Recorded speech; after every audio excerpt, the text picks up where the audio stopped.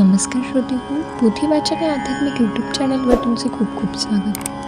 समर्थ रामदास स्वामी महाराज कृत दासबोध ग्रंथ दशक दुसरा, त्यातील समास 9.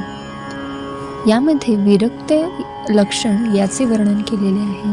चला तर या समासात सुरुवात करूयात. श्रीराम, ऐका विरक्ताची लक्षणे व विरक्ते असावे कोण्या गुणी, जेने अंगी सामर्थ्यवाणी योगी यांचे. म्हणजे काय हो? श्री समर्थ म्हणतात की आता विरक्त पुरुषांची लक्षणे सांगतो, ती ऐका. विरक्त पुरुषांच्या अंगी कोणते गुण हवेत ते प्रथम सांगतो. कारण वैराग्यामुळे योग्यांचे अंगी सामर्थ्य वाढते व योगी सिद्धीस जातो.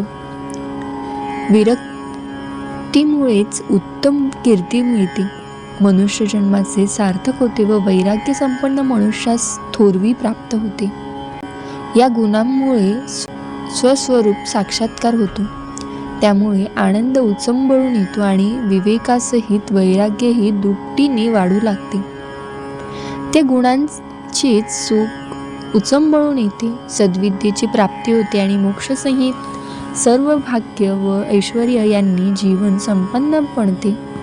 सर्व मनोरथ पूर्ण होतात, सर्व कामनांची पूर्तता होते आणि मधुर बोलण्याकरिता जणू सरस्वतीच जिभेवर येऊन राहते. आता जी लक्षणे सांगतो ती ऐकून हृदयात अत्यंत दृढपणा धारण करा, म्हणजे मग तो मनुष्य या जगात प्रसिद्धी मिळवतो. विरक्त माणसाने विवेकाने वागावे. त्याने जगात अध्यात्माचा विचार करावा व इंद्रियांवर ताबा ठेवण्यासाठी धैर्य धारण करावे. विरक्त पुरुषांनी साधनांचा कधीही त्याग करू नये. त्याने लोकांमध्ये भगवत भजनाची आवड उत्पन्न करावी आणि विशेष करून आपल्या वाणीने आणि आचरणाने जगात ब्रह्मज्ञान लोकांना स्पष्ट करून सांगावे. विरक्ताने लोकात भक्ती मार्गाचा प्रचार करावा. त्याने आपल्या वागण्याने शांती कशी असते हे लोकांना दाखवून द्यावे आणि आपले वैराग्य प्रयत्नपूर्वक जतन करावे. विरक्ताने सत्क्रियेचे आदर करून समाजात तिची प्रतिष्ठापना करावी. त्याने विरक्तीचा अनासक्तीचा प्रचार करावा आणि स्वतःही प्रयत्नपूर्वक निसंगता दृढपणे हृदय धारण करावे. विरक्ताने धर्मस्थापना करावी. स्वतः नेहमी नीतीस धरून वागावे आणि अत्यंत आदराने क्षमाशील वृत्ती जतन करावी. विरक्ताने परमार्थाचे पुनर्जीवन करावे. त्याने नित्य विवेक करावा व नेहमी सत्वगुणांचे रक्षण करून त्यांच्या साह्याने सत्मार्गाचे आचरण करावे. विरक्ताने भाविकांना आधार द्यावा. भगवत भक्त्यांची अंतःकरणाने निववावी आणि जे भोळे भाबडे लोक भगवंता शरण आले असतील त्यांची कधीही उपेक्षा करू नये. विरक्ताने नेहमी साधन असावे. विरक्ताने नेहमी सावध असावे. दुसऱ्यांचे अंतरंग जाणून घ्यावे आणि परमार्थ वाढेल असा प्रयत्न करावा. विरक्ताने नेहमी शास्त्राभ्यास, योगाभ्यास, ध्यानाभ्यास इत्यादी अभ्यास करावा. त्याने नेहमी प्रयत्नशील असावे आणि परमार्थ मार्गासंबंधी लोकांची उदासीनता आपल्या उत्तम वक्तृत्वाच्या बळावर दूर करून परत अज्ञ लोकांना परमार्थाकडे वळवावे.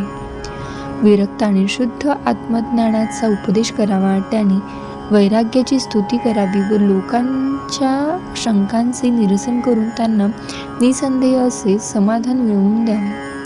विरक्ताने अत्यंत उत्साहाने निरनिराळे पर्वकाळ व महोत्सव साजरे करावे.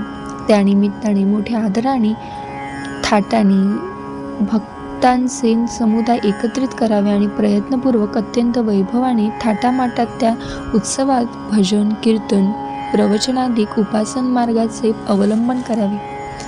त्याने हरिकीर्तने करावी. प्रवचने, निरूपणे आणि एकच गर्दी करून सोडावी.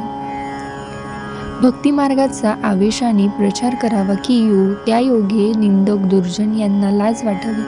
अनेकांवर परोपकार करावा. उत्तम आचाराचा जीर्णोद्धार करावा आणि प्रयत्नपूर्वक पुण्यमार्गाचा प्रचार करावा. स्नान, संध्या, जप, ध्यान, तीर्थयात्रा, भगवत भजन तसेच नित्यनेम व पवित्रपणा यांचा त्याने स्वतः अवलंबन करून लोकांनाही त्यासाठी प्रवृत्त करावे व हे सर्व करीत असताना अंतःकरणही अत्यंत शुद्ध असावे.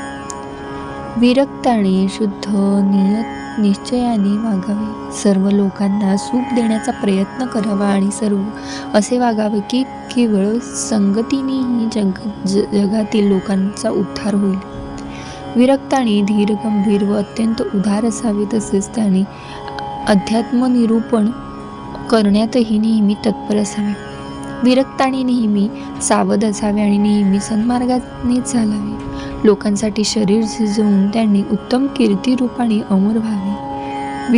विरक्ताने स्वतःसारख्या विरक्त पुरुषांचा शोध घ्यावा. समाजातील साधू पुरुषांना ओळखून संत, योगी, सज्जन इत्यादींचे बरोबर त्यांनी मित्रत्वाचे संबंध जोडावे.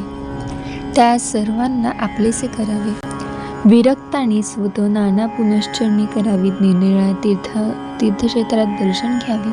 तीर्थयात्रा कराव्यात आणि उपासने योग्य अशी परमरमणीय नाना स्थाने त्याने निर्माण करावी.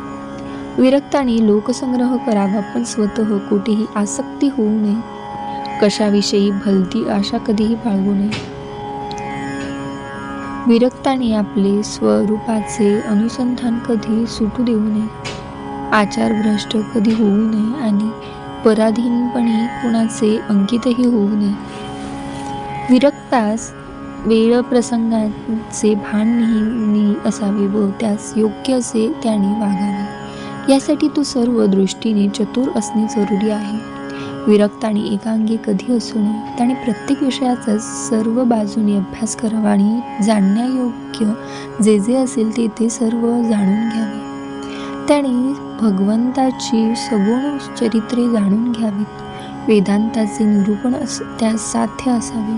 सगुण भजन व ब्रह्मज्ञान तसेच पिंडज्ञान, तत्वज्ञान इत्यादी उपासनेतील निर्गुण सगुण भेद वगैरे संबंधी सर्व त्यास ज्ञात असावे. परमात्म प्राप्तीचा कर्ममार्ग, उपासन मार्ग, ज्ञानमार्ग, सिद्धांत मार्ग, प्रवृत्ती मार्ग, निवृत्ती मार्ग या सर्वांचे सखोल ज्ञान विरक्तास असावे.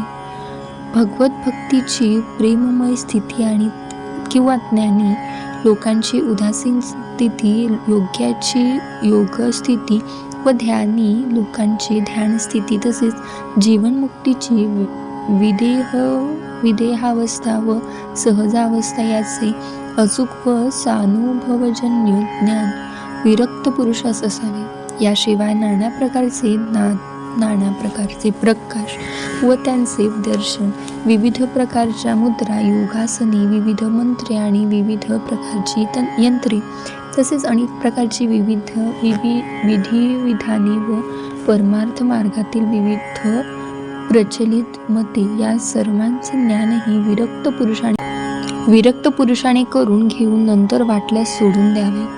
विरक्त पुरुषांची सर्वांशी मैत्री असावी. तो जगमित्र असला तरी त्याने पूर्ण स्वतंत्र असावे.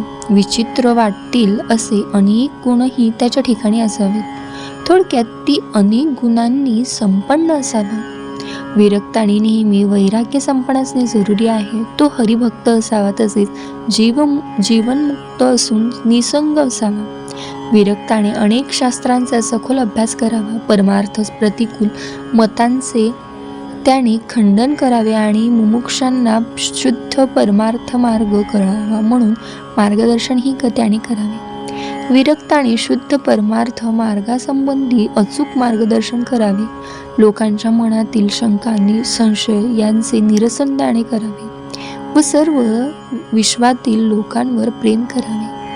विरक्ताने आपल्या निंदकांनाही वंदन करावे. जे साधक असतील त्यांना आत्मज्ञानाचा उपदेश करावा व जे बद्ध असतील त्यांना अध्यात्म निरूपणाच्या योगी चेतवावे. स्वहिताचा विचार करण्यासाठी जागृत करावे. विरक्त पुरुषाने उत्तम गुण घ्यावे, अवगुणाचा त्याग करावा व आपल्या विकासाच्या आड येणाऱ्या सर्व अपायांचा विवेकांच्या बळावर नाश करावा. अशी ही विरक्त पुरुषांची उत्तम लक्षणे येथे सांगितली आहे. विरक्त पुरुषांनी ती एकाग्र मनाने श्रवण करावी, त्याचा अवहेर करू नये. स्वाभाविकरित्या मला जी पटली ती मी येथे सहजपणे सांगितली आहे.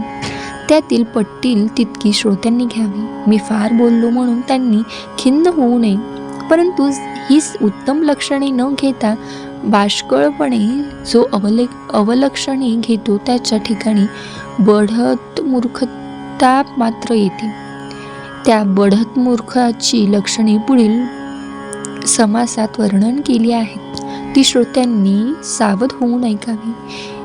इति श्रीमद्दासबोधे गुरुशिष्य संवादे विरक्त लक्षण नाम समास 9 समाप्त. जय जय रघुवीर समर्थ.